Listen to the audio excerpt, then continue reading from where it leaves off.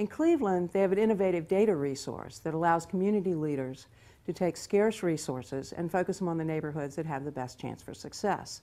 This is a model that has great potential to be replicated in other communities. I think to frame the crisis in Cleveland properly, one needs to consider 5 decades of population loss, outmigration of people, outmigration of jobs, urban sprawl. And then layer on top of that, there's the tsunami wave of foreclosures due to subprime lending and predatory lending. And this just hit the city really hard. But what's remarkable about Cleveland is that in spite of the challenges we have, this is a city of great innovation.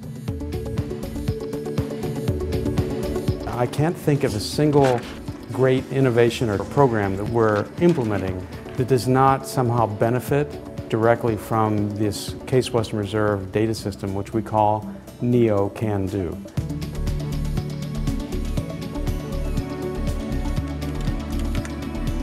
The most prominent use of the data right now is with our neighborhood stabilization team. Jeffrey Segalski, Burton Belcar. Joy Johnson, Burton Belcar. I'm Joy from Burton Belcar. Good to see you. Jimmy Rudick, ESOP. My name's Jimmy. I'm with ESOP, Empowering and Strengthening Ohio's People. Justin Fleming, Neighborhood Progress. Frank Ford, Neighborhood Progress. Mike SCHRAMM, Neo Can Do at Case Western Reserve University. April Hirsch from Neo Can Do at Case Western.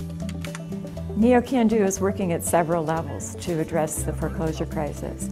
It's working on the ground because the Neo Can Do data can zero down and zoom down to the block, to the house, to the parcel, to the target area. And you can see immediately across the street there is an active mortgage foreclosure. So doing a walk around to verify the condition is probably a good idea. Do an inspection, see how that turns out.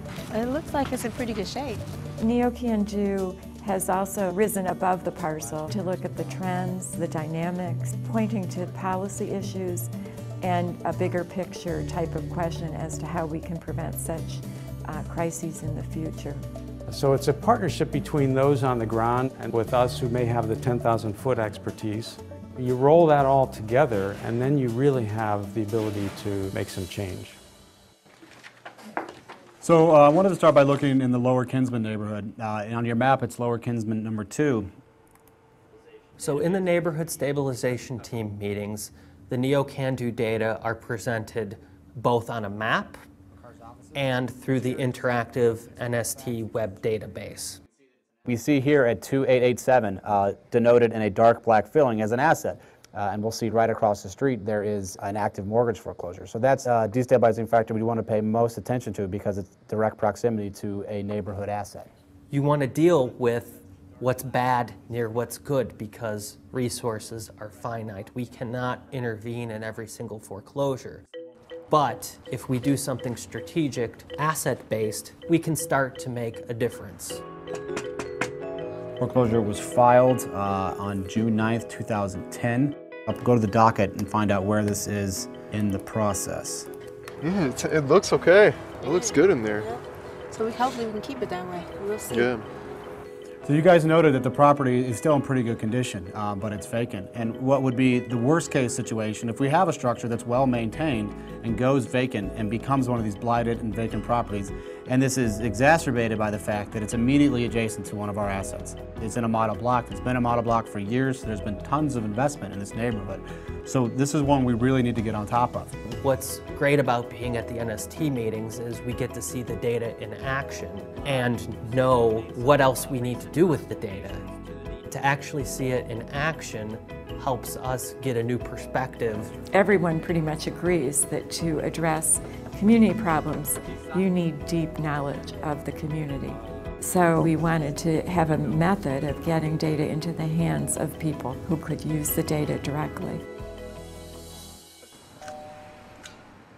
Joy and I hit Fuller Avenue. We talked to 7 people. Right. One of which was Mr. Boone. Hi, are you the homeowner? Yes, I am. One organization in particular that we're partnering with has a very good track record doing foreclosure prevention, that is ESOP. We help homeowners having issues with their mortgage. Are you having any issues currently? Unfortunately, yes. I have 3 mortgages. We use the data system through NeoCanDo to identify people that are at risk of going into foreclosure.